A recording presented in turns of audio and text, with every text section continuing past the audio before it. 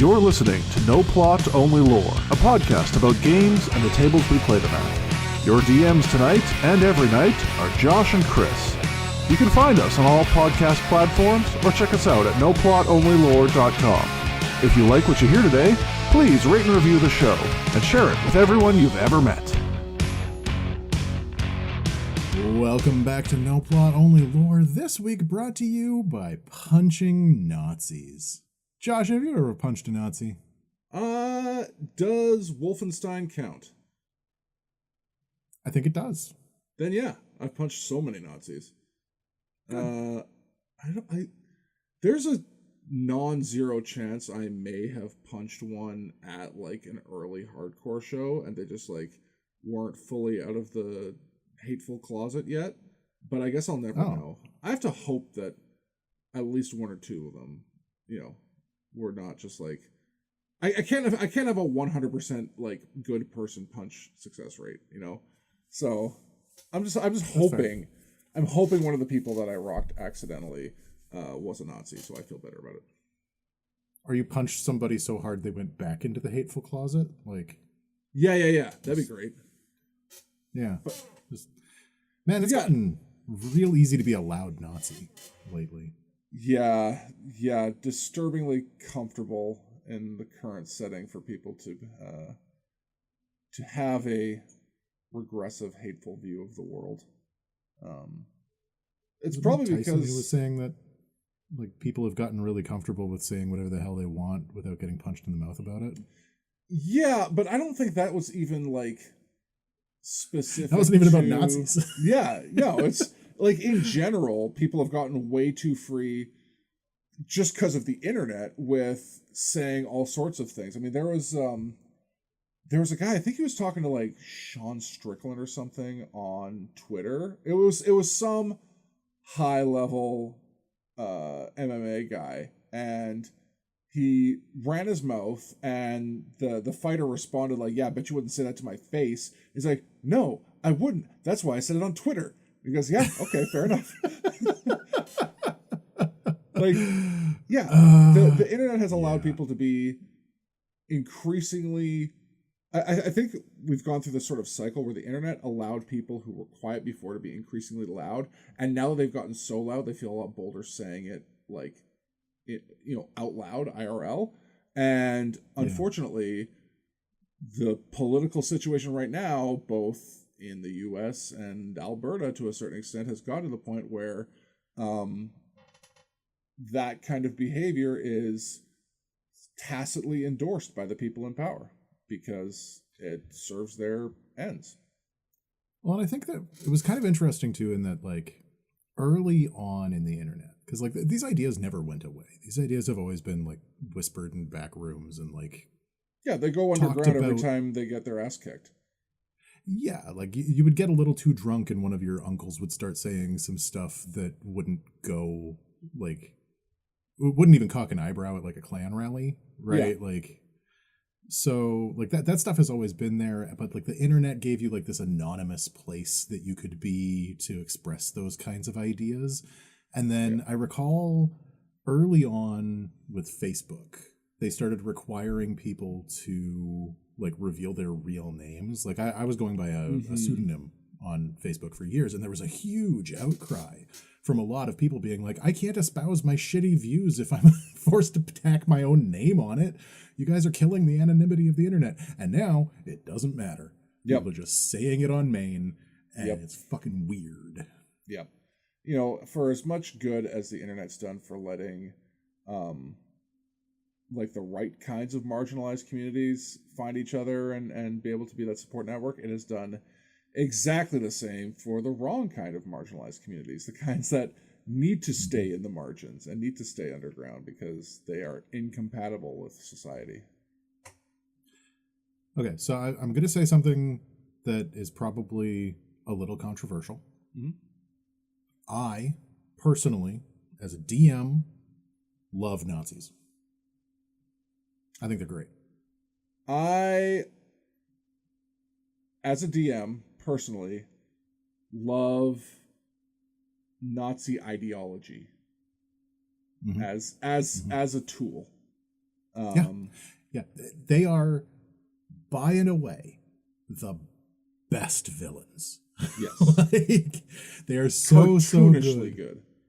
Oh yeah, just like, and I think probably my favorite thing about them is it doesn't matter how cartoonish you go with it.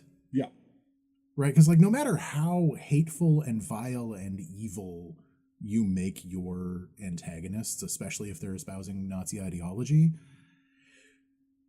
it still works.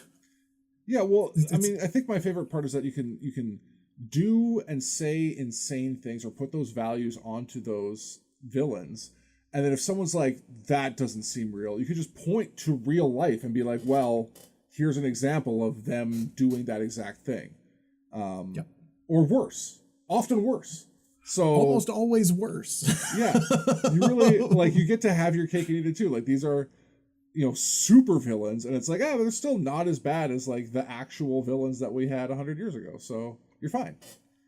Well, and like as villains, I think, and like one of my favorite things about like the idea of Nazism, especially like specifically Nazis, is that they come pre-equipped with an hierarchy. Yeah. So like you already have like your boots on the ground, like goose-stepping their ways through neighborhoods, causing a ruckus. Yeah. And then you've got the lieutenants who are like ordering them around, and so you've got like your mini bosses. You've already got like generals in the SS, and you've got the Air Force, and you've got like all of the, it's a perfectly militarized for like strata antagonists, and they're all evil. Deeply fucking evil. It's not like the zombies, because like the thing that I have against zombies is that zombies are just baseline. Right? Like unless you do something like a Resident Evil with them, where you make like weird zombies off on the side. Yeah. You don't have different zombies. No, they're just like they're essentially just like a plague of insects. Like, they're just a swarm of X thing that has no real like drive or hierarchy or structure other than just consume. And you can treat Nazis like that, right? Like if you want to go like just baseline with it, you can have Nazis that work exactly the same way that zombies do and have that work. But then you also get to add thinking and strategizing and like evil intelligence and experimentation and learning, right? And all of those things that you don't get from zombies. Plus, it's still perfectly morally viable to stab them in the face over and over and over again. Yeah. No, one thing that I kind of like about using Nazis and Nazi analogs in campaigns is that it allows you to utilize a level of intelligence in your villain that you kind of normally don't. Like at a certain point, your bad guys have to be like a little bit stupid so that the team has a chance of winning. But with Nazis, it makes total sense for like, even like an underboss or like a mid-level sort of lieutenant to be a little more clever, use people as road bumps so that he can get away. It really allows you to easily make recurring villains who constantly like escape and come back. It'll easily allows you to make specialized villains within the structure. Like you've got your mad scientist type that also fits in with your like strict like stormtrooper type, or your chemical weapons expert, things like that. So you've got guys that can make intelligent decisions to save themselves, and excuses for them to keep running away that don't feel like you're cheating your players. And then you can just keep building on it. Okay. So one of our famous non sequiturs. I was stealing a history course with my ex-girlfriend at one point, and we were talking about Eastern European history. Okay. And we'd gotten into World War II, and we were starting to talk about a lot of the different like facets of fascism and its like villainization of like Eastern Europe.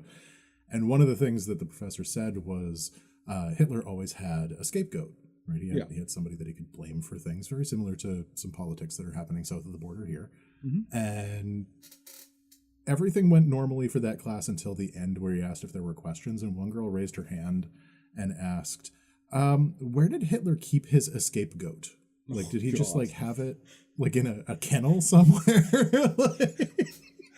I love the idea of Hitler hopping on the back of a spotted little goat and riding off.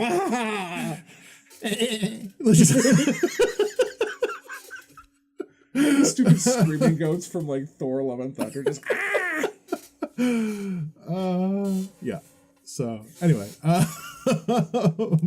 if there's one thing we endorse, people need to use scapegoats for their villains more often. They really do. They really do. No, I think one of the cool things about like you were saying with like sometimes villains have to be a little stupid. Yeah. One of the cool things with Nazis is that they don't. Yeah. Right? Like you can have an incredibly intelligent, incredibly competent, very, very evil antagonist who doesn't make any mistakes himself, but is fucked by the organization. Sure. Yeah. Right? Other people in that organization are throwing him under the bus for their own gain. Yeah. Right? They're trying to manipulate the fascist systems that are keeping themselves afloat. And in order to do that, they need a scapegoat for that, and they use your guy, right? So you don't have to diminish your own villain to give your players a leg up. You just need to make another guy shitty to your guy.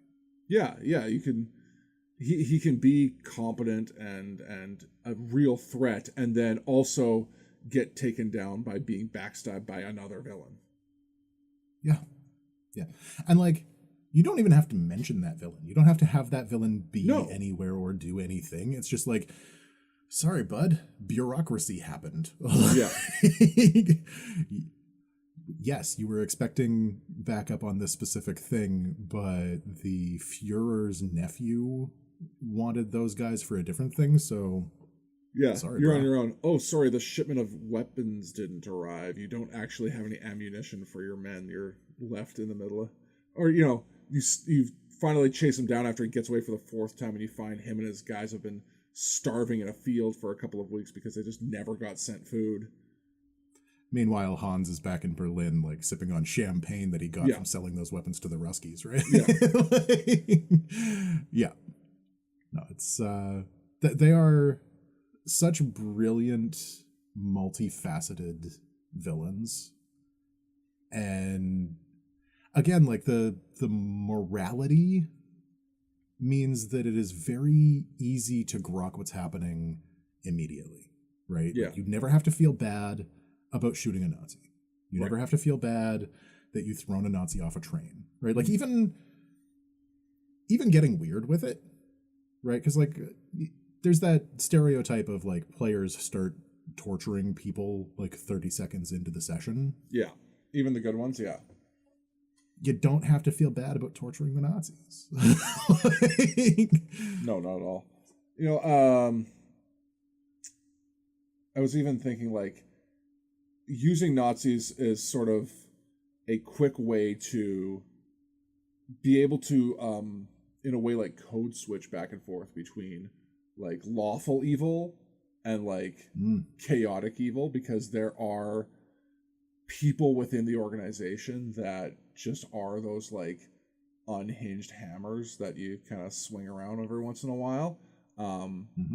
And you know, some of the lawful types that you have right now, things like devils and stuff like that, can be a little like narrow, I think, sometimes in like what the scope of like this, you know, overall crew might have like in their ongoing sort of arsenal. And the Nazis, like you've seen, they grab weirdos from everywhere. So you've got that ability to like slot in inherent variety without it feeling tacked on. Like, no, like they all wear the same, you know, t-shirt and sweatpants, you know, they all have the same patch on their arm or whatever.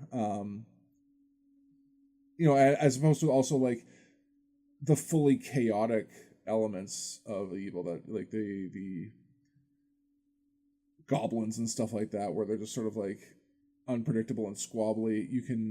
It would feel weird a lot of the times if like there was two, you might have like one guy at the top who's super organized or has a little bit of intelligence, but it would feel weird if you had multiple rungs of that, where like it doesn't feel that weird to switch from like, okay, these are like the baseline frontline guys who are just trying to like hurt everybody as much as they can, and then their orders are coming from someone who's a little more organized, and then he's getting orders from someone who's even more organized, and like it lets you sort of progress through the different flavors of evil in a way that keeps things fresh.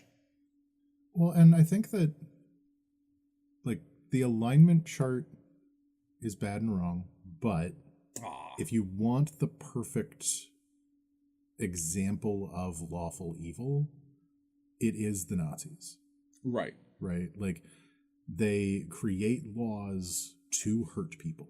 Right. They specifically enact new systems to hurt and kill as many people as possible for their own selfish like aims. And I think that is really illustrative of the difference between like the I'm gonna kill everybody, like the Joker style evil, right, versus like very clearly organized, we're doing this for quote unquote the greater good, and to do that we're going to kill 6 million people.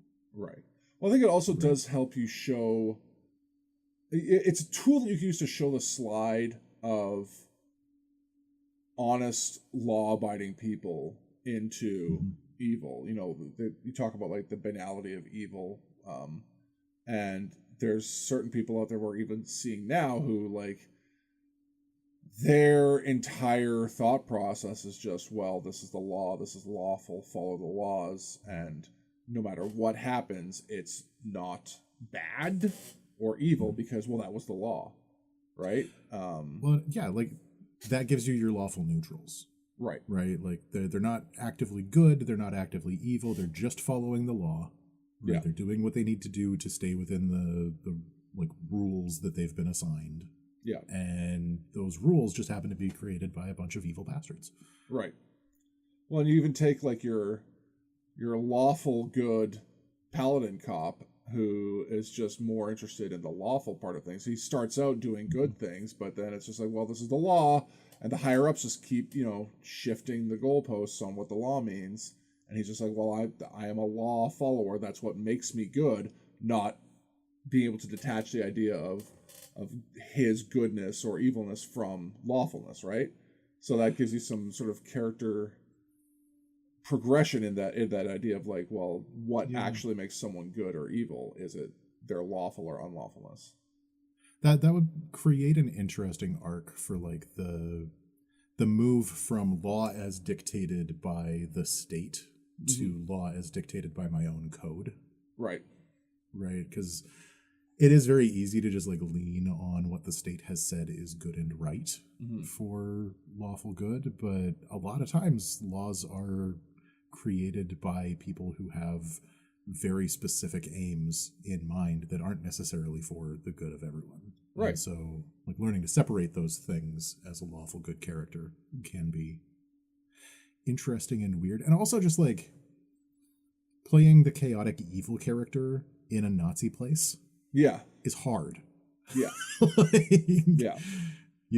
It's really hard to be chaotic evil when everyone around you is more evil and following the rules. Yes. Yeah. Well, I was going to say, even using the idea of sort of the religious theme of like God's law being higher than man's law, and, playing like, well, what does being lawful actually mean? Who's are my internal laws what's truly lawful? Is it the societal laws? Is it like natural law that's more important? What is the law that you're following, right? Right. Well, and I think one of the more interesting facets about Nazis as bad guys is that they are just inherently wrong. Right. Right. Like their entire ideology is based on mythologizing a past that didn't happen and scapegoating a group that didn't really have anything to do with the woes of the country that you're in, and like the contradictions of like, these are the things that Hitler says and these are the things that Hitler does, and those are very different things. Right. And that wrongness gives you both like the moral leeway to fight Nazis on whatever like battlefield you're most comfortable, as well as providing like the backbone for like something to rebel against. Right. And it all collapses under scrutiny, which is also hilarious. Like the more you look at it, and like we're seeing this play out in places in the world right now, where anytime you take like a logical lens to the things that are happening in America right now, logic left the building a while ago. It's the irony being that the facts don't care about your feelings crowd is now like 100% driven by feelings is so funny. But still saying facts don't care about your feelings. Right, because feelings have replaced facts, but they still call them facts. There was something I was reading not too terrible long ago that was talking about how that mentality comes from adherence to authority, right? And again, like going to the idea of like the laws that are established by the state are right and good because they were established by the state. Right. Donald Trump isn't wrong because he's Donald Trump. Right. That is the entirety of the logic that needs to be applied to the way that he's approaching things. Do the tariffs actually work? No, not at all. They've had the opposite effect. But they do work because Donald Trump said they do. Right. And that authority confers truth, right? Like that's the thing that provides the framework for the morality. And again, any kind of logical scrutiny that you point at it, if you take any time pointing a magnifying glass or a microscope at these things, they fall apart immediately. Well, and I think what's interesting about that is that it draws, and the way that actually helps tie in using Nazis in your tabletop setting is that draws a lot from religious zealotry. So when you talk about like using cultists and zealots and stuff like that in your games, you're more often going to be using them as extensions of a god or something like that. But even though they will have, their high clerics or what have you there, but the same logic applies. Like, oh, this is true because Bahamut said it versus this is true because Donald Trump said it. The logical thought stops at this is my source of truth and my authority on truth, and then whatever things come out of them, no matter how contradictory, must be simultaneously true. Yeah. And that gives you, again, like some interesting ways to combat the ideology, right? Mm-hmm. Like you have the propaganda angle, right, where you have your Fox Newses and your Goebbels and your Gorings and like everybody running around talking about how wonderful and great this new empire is, and again, like we've seen so much of that recently with the like everything is great, the economy's never been better, right? And like people are objectively suffering under the regime. So you have like spy angles that you can do, right? Like you have the entire structure of an espionage campaign just waiting to happen, where you're like sneaking into things and stealing plans and breaking codes and like all of the fun like World War II nonsense that like you can build campaigns out of. And then you've also got like the factions fighting against one another and like trying to leverage one faction of evil bastards against a different faction of evil bastards, right? Like the racists and the sexists aren't getting along right now. So how do we make that work, right? Right. And like finding ways to break those like very brittle hierarchies. Sure. And destroy that source of truth, or like undermine that source of truth in a way that might actually work. Although, as far as I can tell, it never does. Fair. Okay, so like we're talking about, obviously you could just, depending on the setting of your game, you could just put like literal Nazis in. But even now, Nazis don't always identify themselves as Nazis. So what would you consider to be the sort of like hallmarks of that sort of ideology that you would use to make that translation into your game, to define the fascist group within your tabletop game? What are their characteristics? It can't all be Hugo Boss fashion. No, because if that were the case, then the Americans would dress a lot snappier. The biggest things for me are like you need strongman mentality leadership, right? Like you need one powerful, charismatic person to rally around in an almost cult of personality way. It needs to have very clear, identifiable in-groups and out-groups. So you have your Aryans in the Nazi Germany, and then you have your Jews, right? And the Jews were joined by all of the other out-groups that they needed to scapegoat. So your homosexuals, your trans people, everybody who didn't fit into that Aryan mold, right? And then all of the decision-making has to be promoting the in-group. Right. There's a really great 10-point document that was making the rounds a couple of years ago about what points need to be hit for fascism. I'm going to see if I can find it here. So you're saying, Nazis should have a good number of rituals. They should be highly symbolic. They should have uniform appearances. Yes. So they are easily identifiable, which both, which contributes to your idea of the in-group being established and promoted. Once you have that cloth placed on you, now you are part of that in-group, and therefore it is in your best interest to keep promoting their superiority. They should have slogans, things that they, almost like mantras that they repeat a lot. And that all serves to sort of give you a more instantly readable villain with a little less time to work on buy-in. You don't have to give the this is there's less exposition. You have a little more energy at the table of we keep seeing these guys with the, I don't know, white hand symbol or whatever. Obviously they're part of this movement, right? Mm-hmm. Well, and that, yeah, the identifiable characteristics part of it, right? The red hats. Yeah. Right. The Hugo Boss jackets. Yeah. Right. The swastika armband. Yeah. And other fascist countries have had other identifiable bits of fashion to define your was it the brown shirts or something in Italy? Yeah. Yes. Continuing and powerful nationalism. Okay. So the idea of one state being bigger and better and greater than all of the others, or at least it should be, and everybody should recognize the greatness of that nation. Disdain for the recognition of human rights. Okay. So again, with that in-group, out-group, right? You have the in-group who are human, and you have the out-group who we can do whatever we want to because they aren't human. They're subhuman.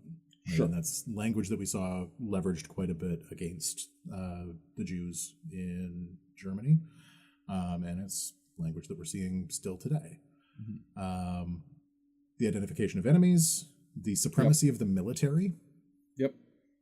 So making sure that all of the bad guys that you're facing, not all of them, but a huge number of the bad guys are strongly militarized, right? They again have uniforms. They have military rituals that they're involved with. They've got salutes that they do. They've got ranks that they recognize. Standardized equipment, so that's these guys are all sort of together. Rampant sexism is on the list. So they tend to be strongly or exclusively male dominated. Gender roles are made more rigid, and anything that steps outside of those gender roles or ignores the gender binary is vilified. Okay. Control of the mass media. So again, that propaganda angle, right? They're just churning out information about what their ideology is and how that us good, work. Them bad. Yeah. An obsession with national security. Right? Yeah. There's the threat. It's not just an out group. It's an out group that's a threat, right? The Jews that are controlling the entire world. Yeah. Right. The woke agenda that is undermining the world's morality. Sure. That is the threat, the existential threat from outside. Corporate power is protected, so we see the rise of AI and the social media companies getting all that money. Labor power is suppressed, so we see the dissolution of unions or the complete eradication of unions. Nationalized labor and forced labor through the outgroups.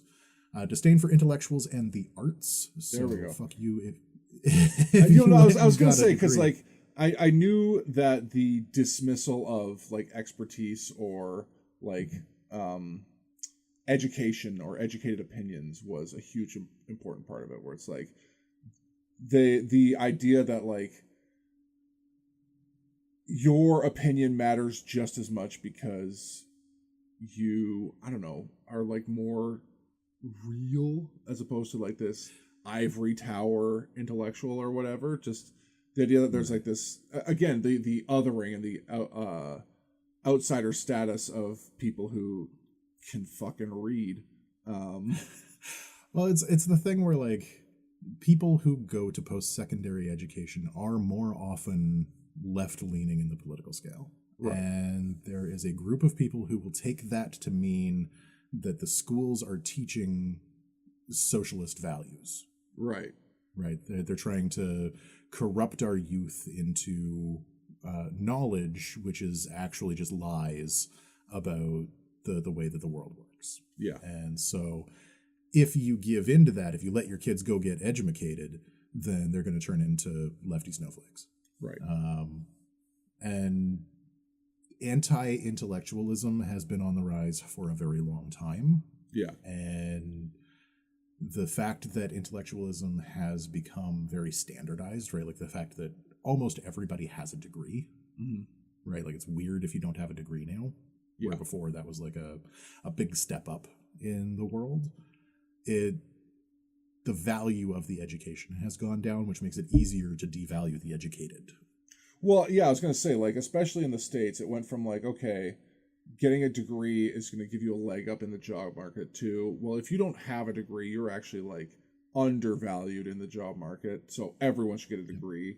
And then it was, well, if everyone's going to get a degree, then we need more options for degrees because we can't flood individual like industries or whatever. So then they start opening up degrees to like just kind of silly things, which then lets the people who didn't think you should go to university in the first place invalidate your degree. Like, oh, well, you learned, you know, liberal gay dance theory or something. Like, it's just, you know, well, you have a degree that doesn't really prove anything. Whereas before, not only were you getting like often specific technical training, but it was also just an exercise to show like, hey, you can like stick with this thing for 4 years, right? That being said, the value of sticking with things doesn't matter anymore. So, I mean, why should your degree?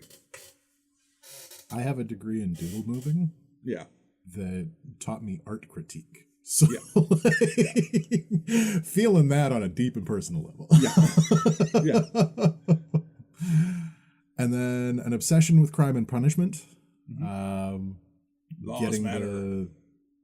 Laws matter, and we got to make sure that the laws are being applied to the right people, and that the like crime that is running rampant through our streets will just be solved as soon as we can get rid of the wrong people. Right. Because the wrong people, they don't care about the laws, and they're breaking all of them. It's only the wrong people that are breaking laws.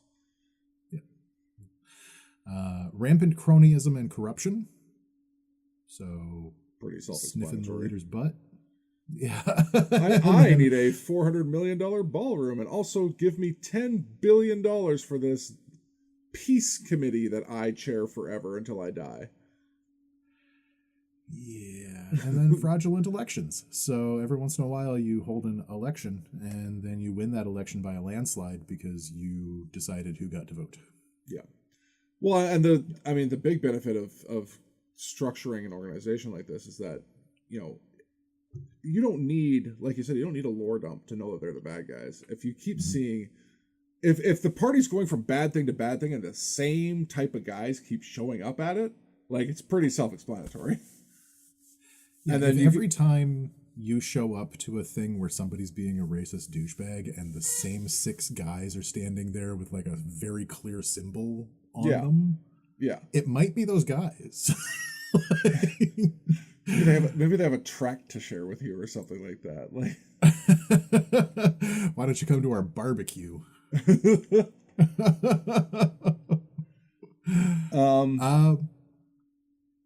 So yeah, we did have a couple of things that we wanted to avoid, some stuff that you don't want to do at the table. One, don't play as the Nazis. Please don't. Please don't play as the Nazis. You have to, as the DM, you have to play the Nazis. But like, I would not. It would take a play very them to the hilt. Yeah. Like, as the DM, make them evil. It would take a very skilled DM to start his party in that organization and have them come to the realization that they're the bad guys. But that, I think, is such a tight rope to walk that it's not worth accidentally having one of your guys be like, no, actually, I think they have some good ideas. That's a session 0 conversation for sure, of like, okay, so what we're going to do, here's the thing. We're starting as Nazis, and then you wait for your table to calm down. And then you say, okay, but we're going to figure it out. I think we're gonna stop being Nazis by the end of the 3rd session. I think in order to make that switch, like you can't tell them they're Nazis. Like they have to figure it out. Yeah, they have to have that moment of like, wait a minute. And I don't know if people are smart enough to do that. They are not. Like, okay. I know players who are. Yes. I know groups that would be able to handle that. Yeah. As a generality, it is not a thing I would want to try. No. No, I mean, even popular culture has so many quote unquote good guys that when you take a step back, you're like, wait, hold on.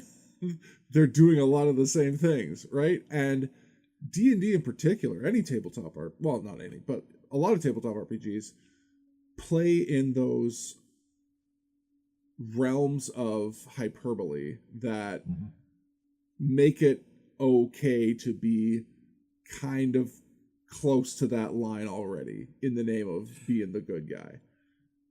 There is a whole discussion that we do need to have at some point about how Dungeons and Dragons is fundamentally a conservative game. Right. I'm not ready to have that conversation right now. No. That's a whole other 2-hour episode.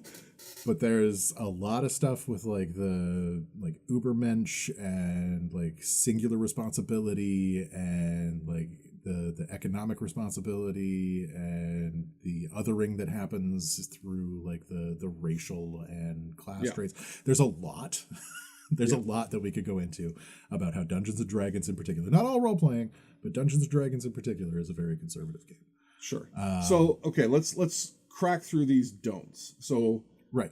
Don't make them cool via aesthetics alone at all. I mean, you can make them look cool. Yeah, you can Hugo Boss them, but they shouldn't be like the cool people.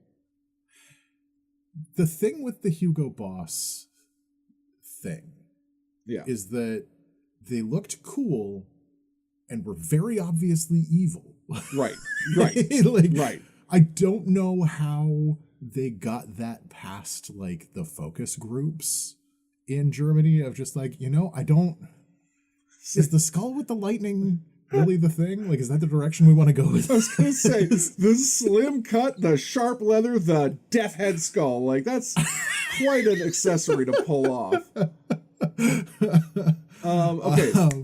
Other thing you don't frame them as misunderstood or just scared. We're hearing this a lot south of us right now about how these people are just like, oh, they're just looking for blah, blah. No, don't. You cannot make them sympathetic or in any way. You can't center their feelings.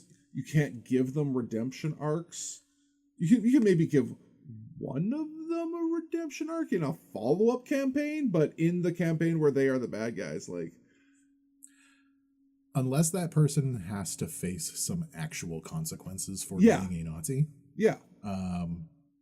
You can't. Yeah.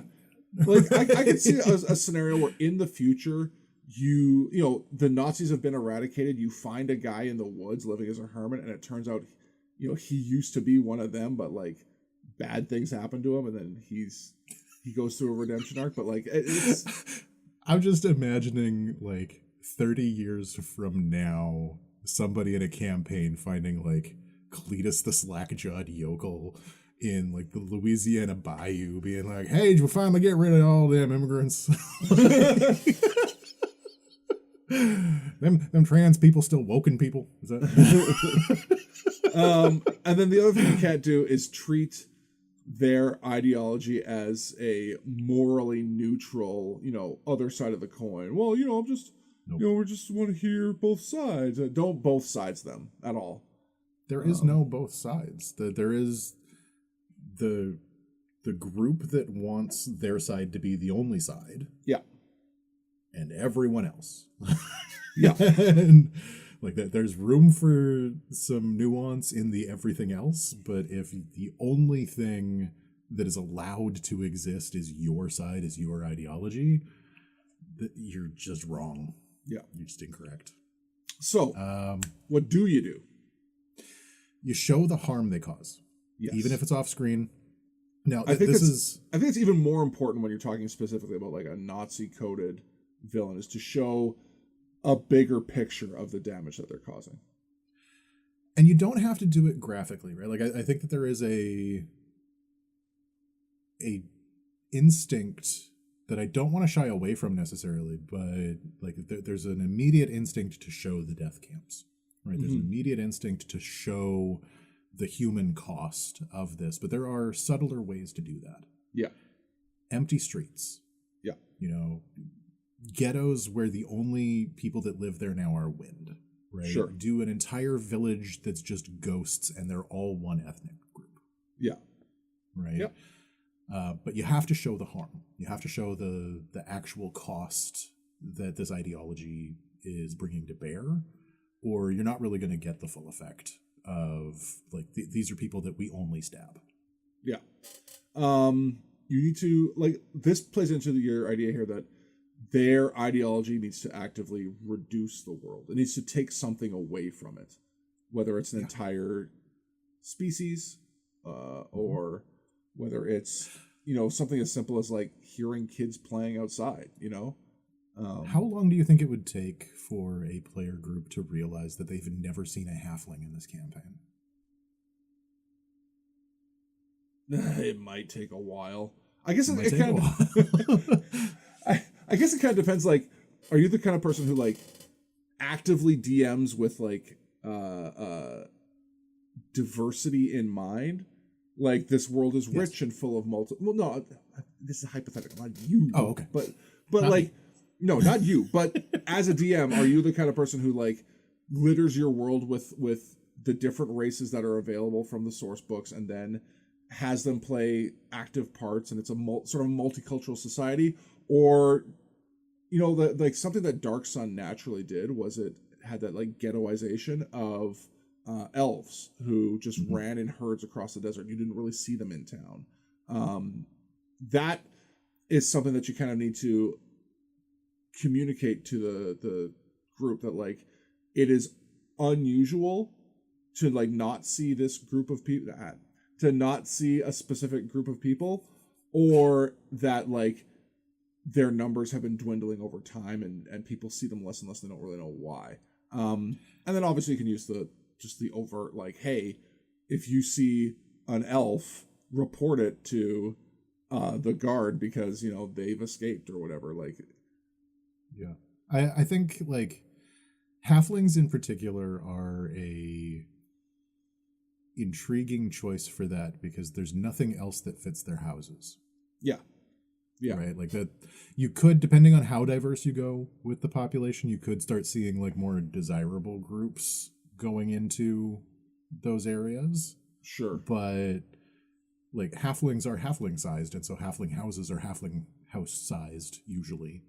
And so if you have an entire ghetto of halflings that's just empty. Oh, okay. I wonder if you could not halfling specifically, but maybe like dwarves, like where it's like you see other people living in houses that are clearly just not quite the right dimensions for them, but no one who is. Like, oh, it's weird that like everyone in this neighborhood ducks going through their doors. Why don't they just make the doors taller? You know? Right. Stuff Just like a that. bunch of humans living in dwarf houses. Yeah.